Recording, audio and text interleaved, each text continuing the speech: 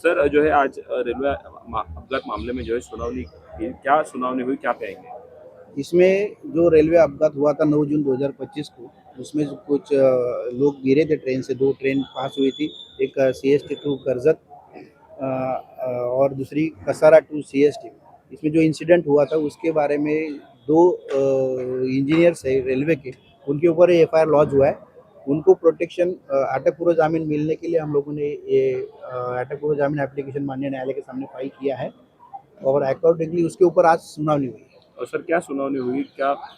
हाँ, वो उसमें अभी हमारा बाजू क्लियर किया है जिसमें कि ये जो इंसिडेंट हुआ है वो दैट इज ओवर क्राउडिंग की वजह से हुआ है। इसमें कोई इंजीनियर का उसमें फॉल्ट नहीं है, ऐसा हमारा कहना है। सर इन्वेस्टिगेशन ऑफिसर्स ने भी जो है कुछ प्रूफ्स जो है कोर्ट्स के सामने साबित रखे, जैसे सीसीटीवी हो या कुछ VJTI की रिपोर्ट्स हो, जिसमें कहा गया है कि ट्रेन आपस में क्लैश होने की वजह से ये सब इंसिडेंट्स हुआ, जिस वजह से जो है ट्रेन के ऊपर भी कुछ निशान आए थे और इस वजह से इंसिडेंट्स हो पाया है।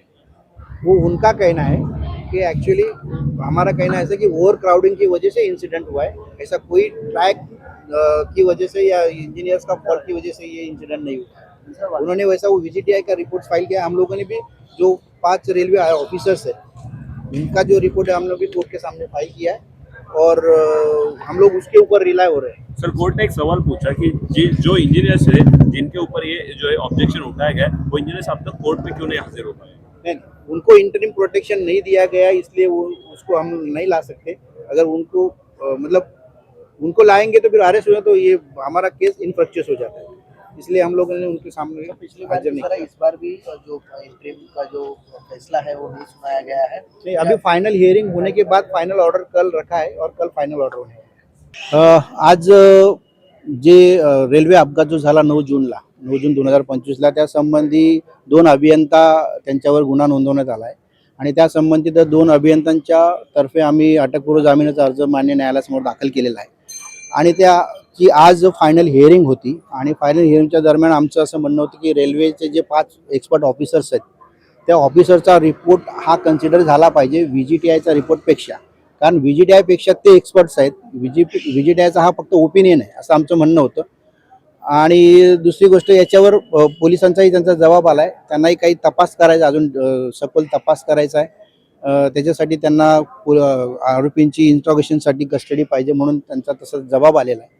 पण त्याचे काही मुद्दे होते ते आम्ही आज कोर्टासमोर मान्य केलेत की कस्टडियल इंट्रोगेशनची गरज नाही, ऑलरेडी बरेच साक्षीदार पोलिसांनी ऑलरेडी तपासलेले आहेत, त्याच्यामुळे कस्टडीची गरज नाही असा आमचा मेन मुद्दा होता। आणि जो इन्सिडेंट हा जो घडला तो इन्सिडेंटचा स्पॉट आणि ते जे नाला चोको वगैरे ह्या ज्या गोष्टी सांगत होत्या यांच्यात बरंच डिस्टन्स आहे असा आमचा युक्तिवाद होता। म्हणजे हा जो इन्सिडेंट घडला त्याच्यासाठी जो स्पॉटर घडला तो स्पॉट आणि त्यांचं जे म्हणणं जिथं नाला चोकअप झाला होता मुंब्रा स्टेशनजवळ आणि त्या नाल्याचे पाणी येऊन खडी वाहून गेली आणि ट्रॅक जे होते ते ट्रॅक दबले गेल्यामुळे 2 ट्रेन जवळ आल्या असं जे त्यांचं म्हणणं आहे ते म्हणणं आम्ही खोडून काढलंय। त्याच्यासाठी आम्ही काही युक्तिवाद असा केला होता की हे जे स्पॉट ऑफ द इन्सिडेंट हा वेगळ्या ठिकाणी जवळजवळ ह्या नाल्यापासून 150 फूट मीटर अंतरावर 150 ते 140 मीटर अंतरावर आहे असा आमचा युक्तिवाद जनरली होता।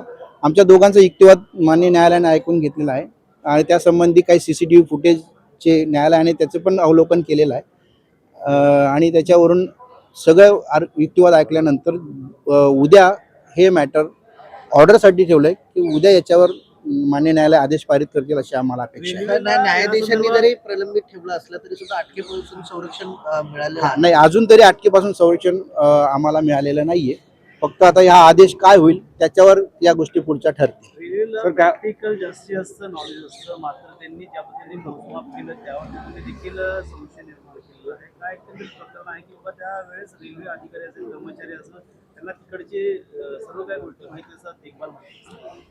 आमचं म्हणणं तेच होतं की जे मेजरमेंट्स पोलिसांनी VJTI च्या अधिकाऱ्यांसोबत किंवा त्यांनी स्वतः जेव्हा घेतल्यात या सगळ्या मेजरमेंट्स घेतल्यात त्यावेळेस रेल्वेचे अधिकारी सुद्धा उपस्थित होते आणि रेल्वेच्या पॅरामीटर प्रमाणे हे मेजरमेंट घ्यावं असं आम्हाला म्हणजे रेल्वेचं म्हणणं होतं, अधिकाऱ्यांचं म्हणणं होतं। त्याप्रमाणे ते घेतले गेलं नाही म्हणून रेल्वे अधिकाऱ्यांनी तसं पत्र देऊन ACP of government railway police यांना कळवलं आहे की पॅरामीटर पण मेजरमेंट ते आम्ही न्यायालयासमोर ते पत्र रेकॉर्डला आणलेलं आहे. पण विजेटचा रिपोर्ट संदर्भात तुमचं काय म्हणणं आहे बाबा? विजेटचा रिपोर्ट एकीकडे सांगतो आणि तुमच्याकडे नाही. जो रिपोर्ट VGTI ही गव्हर्नमेंट संस्था आहे, टेक्निकल इन्स्टिट्यूट आहे, त्याबद्दल आम्हाला डाऊट नाही. आमचं आर्ग्युमेंट असंच होतं. पण तरी सुद्धा जे रेल्वे ऑफिसर ग्राउंड लेवलला काम करतात दे आर द एक्सपर्ट्स. आणि शेवटी VGTI एक ओपिनियन फक्त दिलेलं आहे आणि त्या ओपिनियनच्या बेसवर तो अभिप्राय जो दिला अभिप्रायाच्या बेसवर FIR लॉन्च झाला असं आमचं म्हणणं आहे. सुरुवातीला गर्दी होती, बॅगा घासल्या गेल्या होत्या, त्यामुळे कुठेतरी अपघात आमचं झाला. आजही म्हणणं आहे की ओव्हर क्राउडिंगमुळे पॅसेंजर हे पडलेत आणि ते एक दुसऱ्या ट्रेनवर आदळलेत आणि त्यांच्यामुळे हा इन्सिडेंट घडलेला आहे. हा रेल्वेच्या कुठल्या अधिकाऱ्याच्या टेक्निकल चुकीमुळे घडलेला नाहीये असं आमचं आजही म्हणणं आहे आणि आम्ही तसं आमचा युक्तिवाद तसाच सर आहे. दोन्ही पण जे आपण अप अँड रेल्वेच्या- डाऊन मार्गे जे रेल्वेच्या जाणारी जी अधिकाऱ्यांचा- गाडी होती त्या गाडीमध्ये दोन्ही गाडीमध्ये गर्दी होती का त्यावेळेस? कसं असतं जी डाऊनला जाणारी गाडी होती कर्जत गाडी CST होती कर्जत याच्यामध्ये नॉन पीक अवर होता हे तर मान्य आहे सगळ्यांना. पण तरी आमचं असं आमच्या जे रिपोर्टचे जे आमच्या रेल्वेचा जो रिपोर्ट आहे त्याच्याप्रमाणे जरी त्या दिवशी पीक अवर त्या रेल्वेच्या याच्यात नव्हता तरी सुद्धा काही लोक त्या दिवशी फुटबोर्डवर बसून उभे राहून प्रवास करत होते. आणि इकडे जी जी ट्रेन होती म्हणजे CST कडे जाणारी कसारा टू CST N10 ह्या ट्रेनमध्ये तो पीक अवर्स होता. 9:01 हा इन्सिडेंट घडला. त्यावेळेस तर फुल पीक अवर्स होता आणि त्यावेळेस खूप गर्दी होती आणि दिव्याला प्लॅटफॉर्म जो कोच नंबर 2 आणि 3 जो आहे हा फूट ओव्हरब्रिजच्या जवळ येत असल्याने त्या दिवशी आमचं असं आर्ग्युमेंट होतं की त्या दिवशी लॉट ऑफ गर्दी त्याच्यामध्ये त्या दिवशी त्या कोचमध्ये होती. सर काय असं एक तपास बॅगा अधिकाऱ्यांनी घासल्याचा सांगितलेलं आहे की आपण ट्रेनला ट्रेन घासली होती, ट्रेनला ट्रेन घासली होती. त्यावेळेस बॅगा मिळाल्या का? बॅग घासल्यामुळे कुठेतरी कारण तपास अधिकारी म्हणतात त्या बॅगा मिळालेल्या नाहीत पंचनामा. आमचं असं म्हणणं होतं की त्याच्यामध्ये बॅकपॅक सोबत प्रवासी प्रवास करत होते आणि त्याच्या बॅग आणि ते जवळ म्हणजे ट्रॅकला तो त्याच्यावर आदळला गेला असं आमचं म्हणणं होतं. पण पंचनाम्यामध्ये बॅग मिळून आल्या नाहीत असं खरं म्हणजे इन्व्हेस्टिगेटिंग ऑफिसर यांचं म्हणणं होतं. पण आमचं आर्ग्युमेंट त्याच्यावर असं होतं की एखादी व्यक्ती पडल्यानंतर बॅगेसह पडला असेल किंवा बॅग त्याच्या बाजूला पडली असेल जनरली ती बॅग त्याला दिली जाते, ती काय स्पॉटर कोणीच ठेवून जात नाही. मान्य न्यायालय आमचं सांगण्यात होतं की स्पॉटर कोणी हे बॅग ठेवून जात नाही कारण पंचनामा करायच्या आधी ते एखाद्या उचलल्या गेल्या असेल म्हणून ते पंचनाम्यात दिसत नाही. सर CCTV मध्ये दिसतंय का त्या बॅग तिथे होत्या की नव्हत्या रेल्वे अपघात झाल्यानंतर? कोर्टाने पण CCTV पाहिलाय काय होतं नेमकं? आता हे CCTV आमच्याकडचे जो काही CCTV आम्ही दिलाय यांनी सगळ्यांनी CCTV दिलं त्याचं अवलोकन करून मान्य न्यायालय जो निर्णय देईल अनेकांचे जबाब देखील नोंदवले गेलेले आहेत. त्यांचं देखील काय म्हणणं आहे बाबा या त्या संदर्भात? जबाबाच्या कॉपी आता त्या इन्व्हेस्टिगेशनचा पार्ट आहे म्हणून ते काय जबाब नोंदवले गेले त्या संबंधी फक्त त्यांच्याकडे माहिती असेल. देश विदेशातील प्रत्येक घडामोडींचे लाईव्ह अपडेट मिळवण्यासाठी आता साम टीव्हीच्या सर्व सोशल मीडिया प्लॅटफॉर्मला लाईक, फॉलो आणि सबस्क्राईब करा. तसंच सर्व नोटिफिकेशनसाठी बेल आयकॉन प्रेस करायला विसरू नका.